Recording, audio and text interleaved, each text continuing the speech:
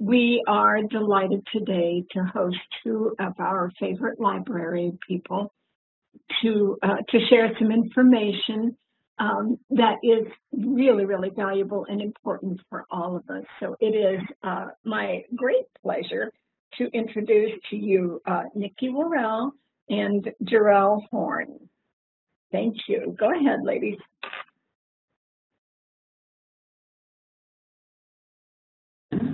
Including understanding what Course Reserves is, understanding how it supports the open educational resources and why you should use it, know what services are included with Course Reserves, and identify how Course Reserves helps you with your copyright issues. So, to start, what is Course Reserves? Course Reserves is a service offered by academic libraries to support professors in their classroom with their reading materials. And it began as a way to have these materials available without requiring the students to go out and buy everything. So we make print materials, media materials, and online materials available to the students and faculty for their classes. So that gets into why we should use Course Reserves. Well, first off, it saves students a lot of money. And because of that, it's a very valuable tool for FAU's Open Educational Resources project. It contributes to student success because that way you can have a lot of materials available to support the classwork that you might not be able to have available otherwise. It saves you time and effort because we do all the work to make the materials available to you and your students. And we give you a lot of options and improved accessibility because a lot of the hours the library is open, the students are able to come anytime to access their resources or even access at home in many cases. We offer e-reserves, which is not only media, but also PDFs and ebooks. And most importantly, we handle the copyright permissions so that you can safely offer these materials without worrying about a publisher trying to come after you for what you're doing. So now I'm going to turn it over to Nikki, and she'll go into how the whole thing works, what you will see, what the students will see, and covering some of the specific services that we offer. Yes. What can I place on Course Reserves?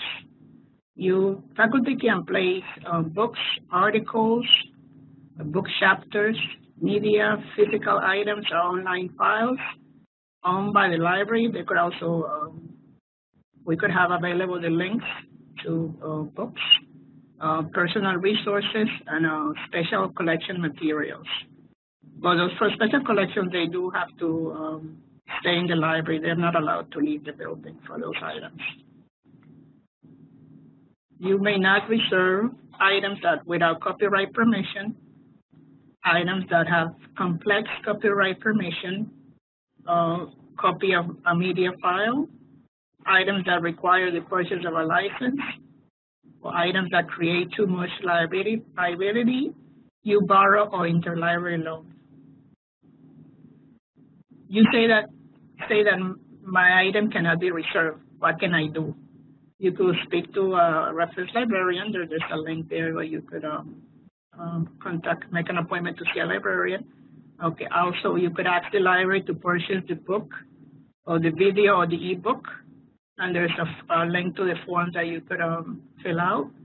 You could also ask for only the pages you really need from the article. You could limit the number of students and contact also the copyright holder directly.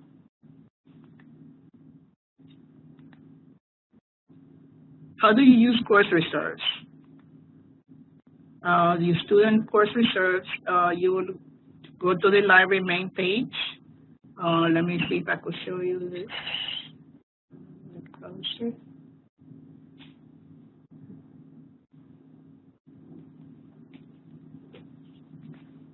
Okay.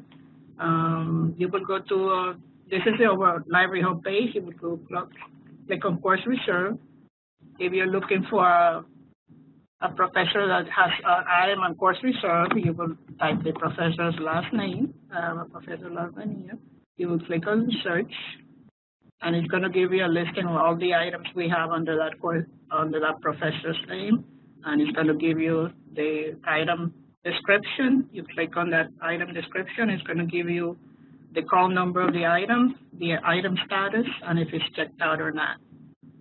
You could also look if we have textbooks available. You could also type on the course research search the word textbook, and you will click select instructor, and then click on search, and it's going to give you a listing of all the textbooks we have available in the course reserves.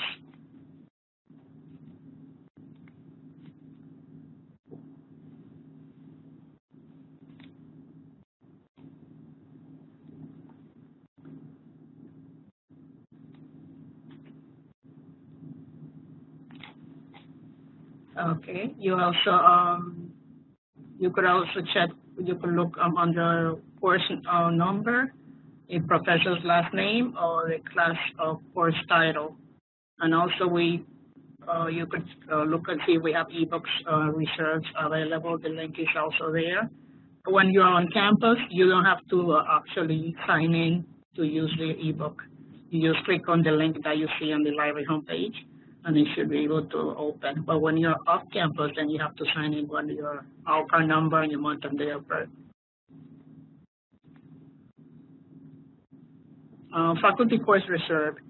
You choose what you want to place on course reserve. You fill out the course reserve form. You set restrictions on checking the item out. How many hours you want the students to use the book. If it's 1 hour, 2 hours, 3 hours. If you want the book for the students to take out the book out of the building, or if you want the book to stay inside the building. It's up to the faculty member if they choose to do that. For e-reserve, we could also add the permalink to the course reserve, and the student has to be registered for that class to be able to access that book, the permalink, of course. Okay, when you're bringing the physical book to the library, just drop it in at the service list, and we will process the request. It usually takes 7 to 10 business days, depending, what we have, before your item. Okay, and at the end of the semester, we remove that item and we send it back to you, and you could choose to pick it up.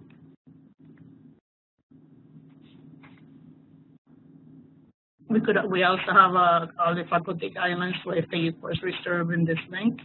It gives you more information on what course reserve is, and all the copyright, a little bit, we goes into a little bit of copyright and all this stuff that is basic information. And we also have links for the media items.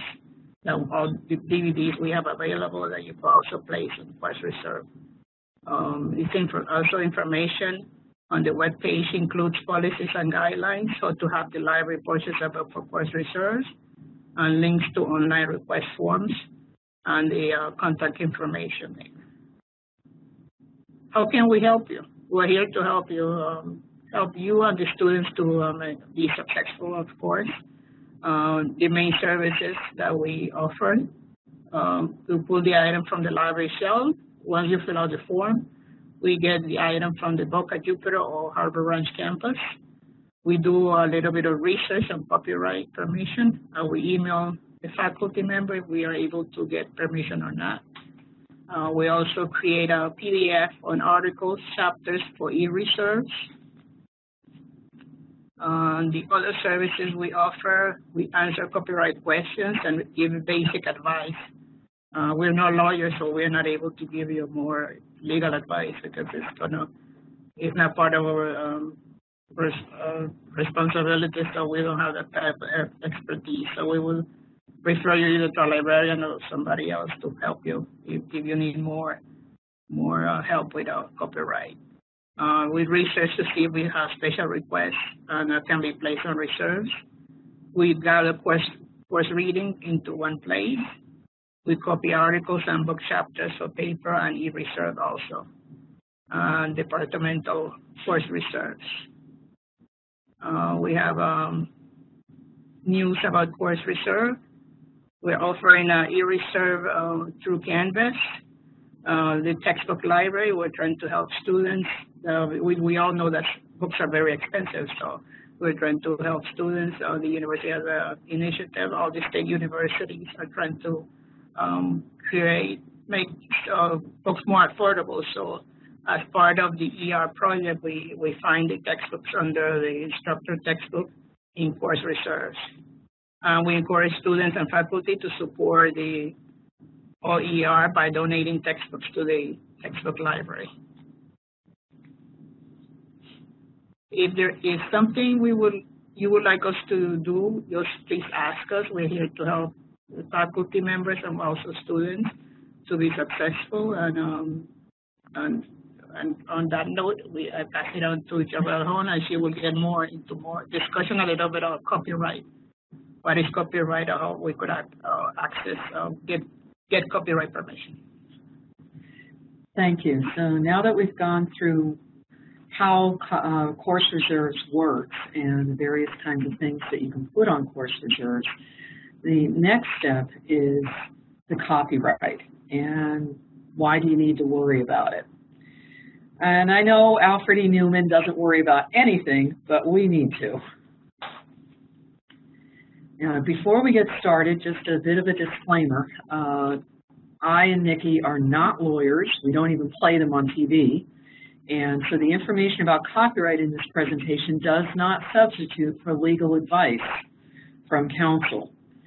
We can answer basic questions that have been very clearly covered many times, but beyond that, we do suggest that you speak to a lawyer that is well-versed in copyright, and we'll get into more of that in a bit as to why that would be necessary. Now, the biggest issue with copyright that you'll run into is fair use. So very quickly, fair use permits the unlicensed use of copyrighted works under certain circumstances. The problem is that when fair use applies is deliberately vague in copyright law, and I've read it, and it just governs the very basic definition of what fair use is, but doesn't say when you can use it. Because of that, it's governed mostly by case law. If you'd like more information about fair use than what we're able to present here, I highly encourage you to view a couple of items that we have links for here. One is a workshop that was presented by the FAU Library in conjunction with the Center of E-Learning and hosted by Professor Kenneth Cruz, who is an expert in copyright and fair use. His workshop was absolutely fantastic, and it gives you a very good overview of how copyright works within the classroom. Also, there is an excellent overview that was put together by Stanford that you can go and look at that talks about copyright and fair use in the academic setting, and that's a very good introduction as well. What it comes down to, though, is if you have a question about copyright with your classroom, please contact us about it. Do not ask a colleague unless that colleague happens to be a copyright lawyer. And the reason why is there's a lot of misinformation floating about. We've heard a lot of stories from professors saying, well, my coworker said you can do this or this or that, and we've had to say, no, please don't. Or you kind of got it right, but. So please contact us if you have any questions. If there's something we can't answer, we can definitely direct you to the person that can, or the resources that will help you better. So, FAU Library does have a copyright policy, and what we do is we take the most conservative approach to copyright, which means we don't even get into fair use. We always request copyright permission for anything that we put on course reserves. And because of that, we use the Copyright Clearance Center, so the only things we can request copyright for are print materials. We cannot request copyright for media sources, mainly because with media, there's a lot of fingers in the pie. Unless one person does the creation of the media item, and that means writing it, directing it, acting in it, composing the music, and everything else, you're going to have at least 2 and probably a lot more people involved. And to see the copyright policy, I've given you the link here to the FAU Library copyright policy as well as the general policies regarding that. And I can tell you one story about the problem with media from my personal experience, that there was a CD produced by an independent music group that I wanted to get, but it had gone out of print. So the only way I could get it, if I really wanted it, was either borrow it from a friend or get a pirated copy, which, me being an ethical person, didn't do. Anyway, a group tried to get the CD reprinted. They were able to get agreement from four of the members of the band, as well as the other people involved with producing the CD, but one member of the band held out. For various reasons, they did not agree with what the other four wanted to do, and because of that, the CD was never produced because of that one person. And that, as I said, is a big issue with getting copyright for media. Now we get into why we are so conservative when it comes to fair use. And the reason why is that fair use in the law is considered a defense. It's not considered a right. And because of that, if someone contests your use of something and claims that it doesn't fall under fair use, you have to fight it out in court. FAU is a small university in the scheme of things. We are not like the big universities that have fought some of these notable copyright cases, the University of Georgia, for example. And so FAU does not have the resources to be able to support a professor or someone like us that might be targeted by a copyright case. So rather than go through that, we just don't even try. Finally, if you have any questions about course reserves, or you want to ask us anything to do with all of this, we do have the contacts here, both Nikki's contact and my contact, as well as the head of Access Services, Steve Matthew. And you're welcome to email us or call us with any of the questions you have concerning course reserves. So I open it now to any questions.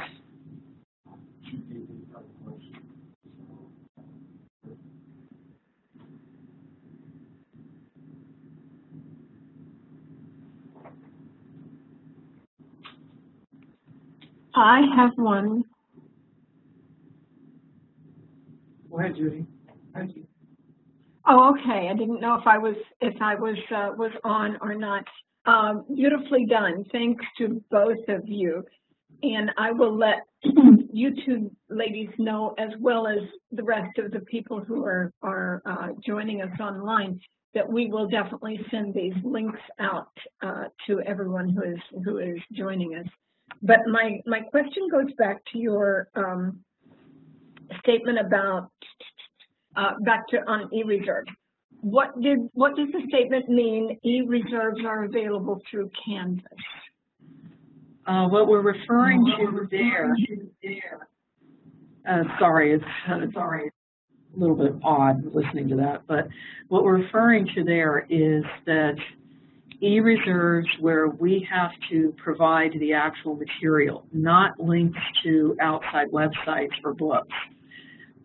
Current best practice is that the e-reserve PDF, for example, is limited to only the people in the class and not to anybody in general. So by offering it through Canvas, we can dictate who has access to that document or that e-reserve, and we can also make sure that it's taken down at the end of class, which is part of the best practices that have come out through various copyright cases. Thank you. Yeah, that answers that question for me, and that is our practice on almost anything that any articles and anything else, is to link out to directly to the library for it. So that makes sense. Thank you. Any other questions? So when you talk about items on e-reserve, you mentioned PDFs. What types of things? Are these articles or workbooks, or what types of things get requested to be put on as an e-reserve that somebody might put We've had requests for anything that's able to be scanned. Usually it's articles, like for magazines or book chapters, but we've even had requests for whole books or pretty much anything else that you can scan. Generally, however, it's going to be articles only because getting copyright for those articles is much easier and cheaper. Some of the other things we may not be able to get copyright, or it just may be too expensive. We have a question.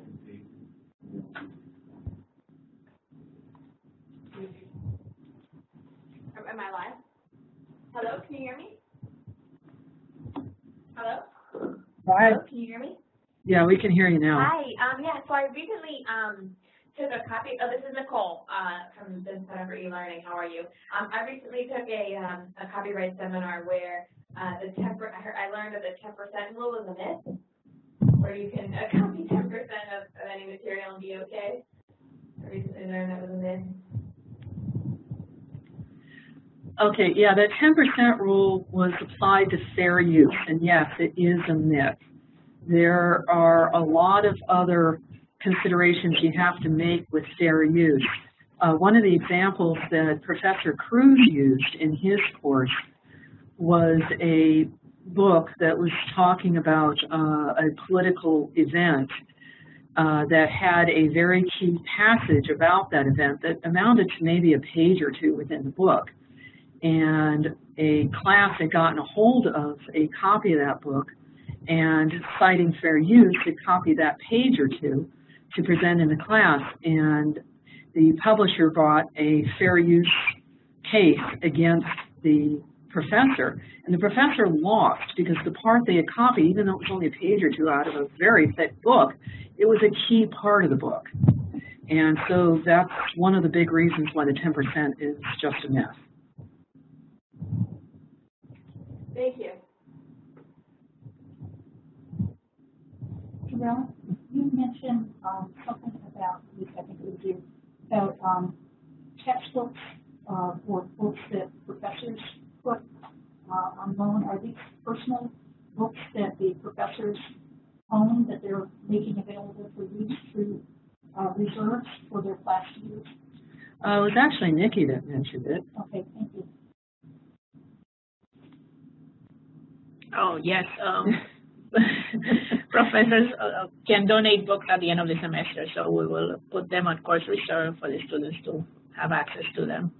So yes, we do take textbooks. If they're not too old, it's like their current books or a previous edition, we could put them on course reserve for students to have access to them. What about if it's a personally owned book by a professor? Can they put it in reserves for their class? Yes. Sometimes we don't have a copy of the book and we try to buy it, but it doesn't arrive on time. So sometimes the professor brings their own copy, the department copy, and we do put it on course reserve for them. We do have that service, yes. We do. Yeah, books that are placed on reserve are not automatically part of the textbook library. So we actually have two large sections of course reserves. One is the regular course reserves, the way it's always operated, which would be the books the professors want to have put on reserve for their class. And those can be library books or their own books. And then the other is the textbook library. And the professors can, if they want to, when they put one of their own books on reserve, donate it, as Nikki said, but they don't have to. So those are two separate sections? Yes. And are some textbooks then possibly part of the older method of how you used to classify things, or how you would still classify them in older?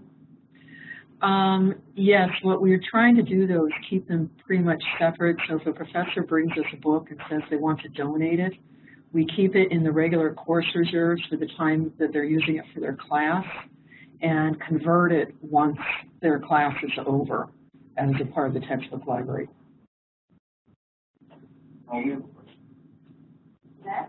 So I'm having a little bit of a difficulty like between copyright and reserve. I believe that every book that the teacher is giving in or that is reserved for us has already copyright. Yes. I'm a little bit confused here. Okay. everything on reserve does need to have a copyright, but if you're placing a book on reserve or a DVD or something of that nature, that is already part of that physical item, so that's not something we need to worry about. Where we need to worry about copyright is things where we don't have the physical item on reserve.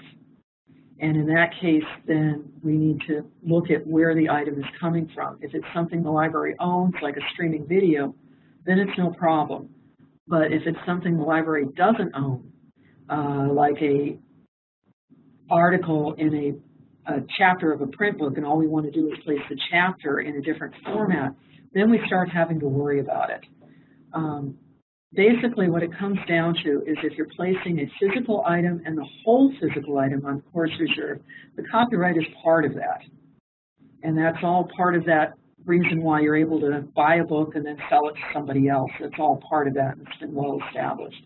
It's when you only want part of the item, and we have to take that part and do something with it, that we start having to worry about copyright. But we definitely can answer any individual questions you have with regard to that. Judy's asking if you can clarify how course reserves work for online courses. For online courses, the way Course Reserves works is that we can either link to something that's publicly available, or something that the library owns, say an ebook, or what we can do is scan an item and make it available that way, such as a paper or an article.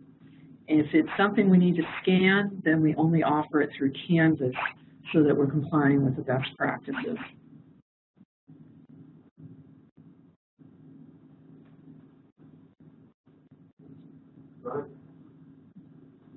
Hi, I just would like to know how do you access the textbook library? And you're looking for e-textbooks, can they be also access to the e-textbook library? Yes, when you go into the library homepage, you just go under Course Reserve, you type in either the title of the book or the course number, and then you could access the book. If it's a physical book, you could access it when you go. When you go there, you go with your out card, and then you could log it. You could access it, get the book at the service desk.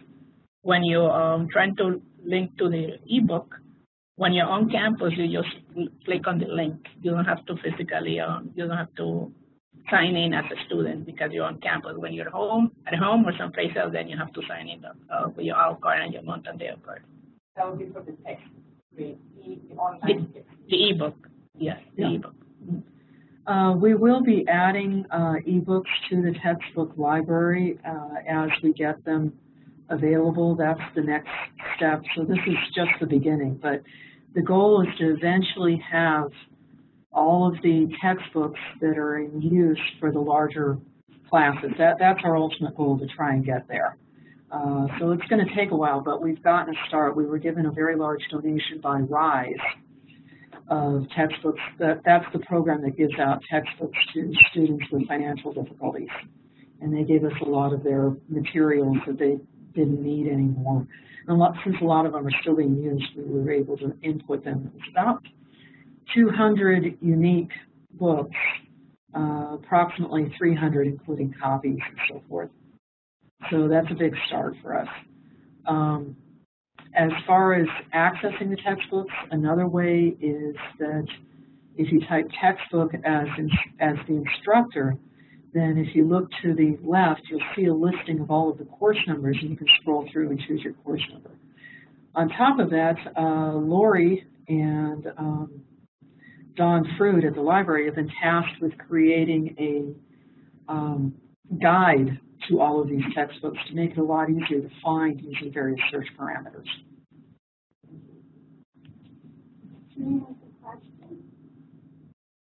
Would it be beneficial to ask students to donate them, their books, when they are done with them? Oh, definitely. We've had a few students that have brought them in that the bookstore didn't want to buy back, and we can definitely use them. Anything that the student wants to donate, with the exception of books that are very written up or otherwise in really bad condition, those unfortunately we can't use. But anything else that the student used for class, they can definitely bring it in, and we'll look and see if it's still being used. And if it is, we can definitely put it into the textbook library. Jerrel, when you talk about the textbook library, visitor textbooks, am I correct that those are generally just in, for use in the library as the faculty member has designated either for 1, 2, or 3 hours at a time, so that the students in the class would have equal access to the item? Yes, the books in the textbook library are for library use only and for limited time use only, so that students in the classes have the most access to the books. The books that are in regular course reserves are available according to what the professor has designated. Once a book is put into the textbook library, unless it's something that the professor is specifically using for their class, the reserve period is for 1 hour. We can lengthen it a little bit if necessary, but the book still really needs to stay in the library so that we make sure that it stays available for all of the members of the class, since these are core books for the classes.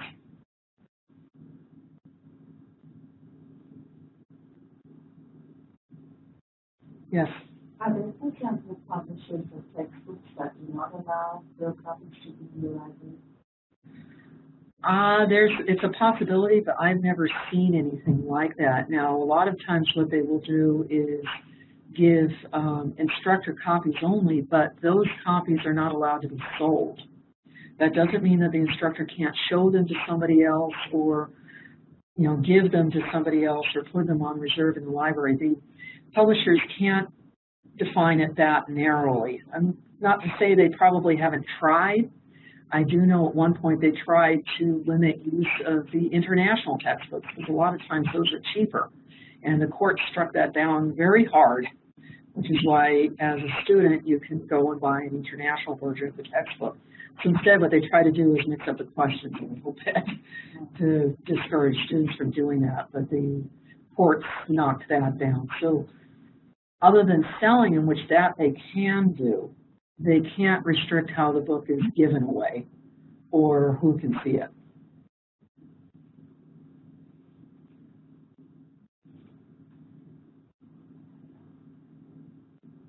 Any more questions? Anybody have? Can I ask, am I correct? I heard somewhere that the FAU Library's website is going to be changing. So is this something that you'll be able to address maybe in the future to be able to help people navigate? Yes, the IT department of the library, in conjunction with the reference department and some of the librarians, they're working on that to redo the main library homepage, so everything looks the same. So they are working on that. So we will be addressing more of those issues later on this year. Yes. Mm-hmm. And also, could you tell us where the desk is that people need to go to request the items that are on reserve? Where is that located? As you're walking inside the library, in the middle, there's a big round desk. That's where you pick up the items. They have request items there. We moved from the old circulation desk to the middle now. And it's the media center, after hours, and this circulation desk and the reference desk is all in one. So you could, after hours, you could request media center items at that desk. After they're closed at the media center, you could request course reserve materials at that desk. Can we have a comment from Julie? She just wanted to let you guys know how informative this has been. And she had two questions answered, and several faculty that will benefit from this information. Thank you. Thank you. I appreciate it.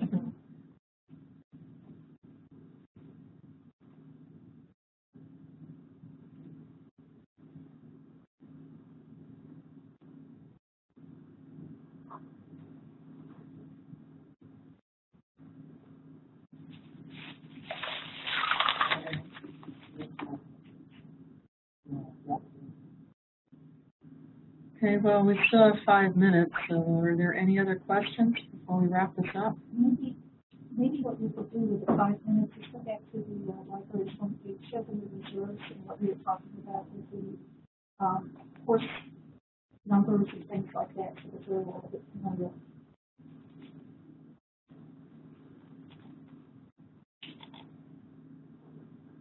Yes, when you go onto the main library homepage, you could access books by the course number. Let me type in a course number here.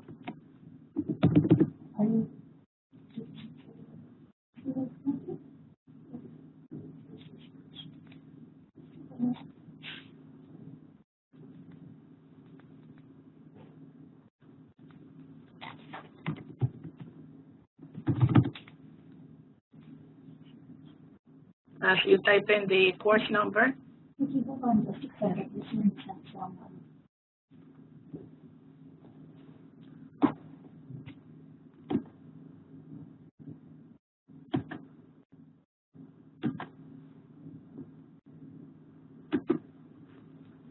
okay. As you go into the library main homepage, on the course reserve, you will click on the course reserve and type in the under the box the course number for the class, and then select on your right course number, and you should click on search, and it gives you a listing of all the books we have under that course for that professor. And it's going to give you the title of the book, a little description on the book, if the item is available, a call number, and that number we use to get the book behind the desk.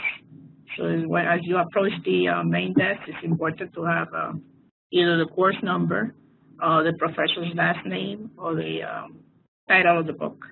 And then once we have that call number, the staff member will go in the back and get the book for you, and then you could use it for 3 hours or 1 hour, whatever time the book is available for you. And also with your ALL card, of course, you have to have your ALL card to be able to check out, to use those books. Check out any items in the books, either the reserve books or regular books. You need an ALL card, that's your library card, to check out those items. So really, it's something about putting in textbook and instructor, and then being able to see the courses. Do you show us how that works? Yes, you could type in textbook, right here, and then click on search, and then select instructor, and then search on your right, and it's going to show you all the books we have added to the textbook library. And it's going to have accounting books, different kind of books. And it gives you the call number, and if the book is available, a little description on the book. So if you go back one screen to that list of books up at the top, it said something like course numbers. Is that what Jerrel was mentioning? Yeah, on the left in the yellow. If you click on show more under course numbers, it'll list all the course numbers that we have books for. So that's another way you can find these by scrolling through that list. And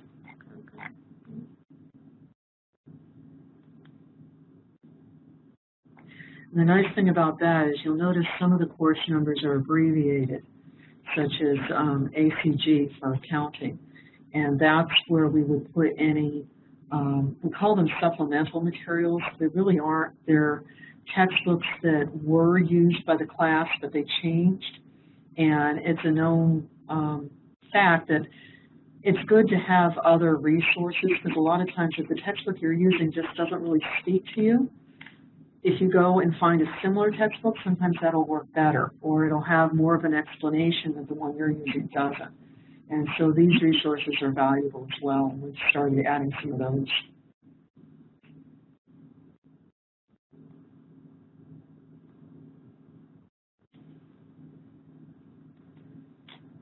Do we have any more questions?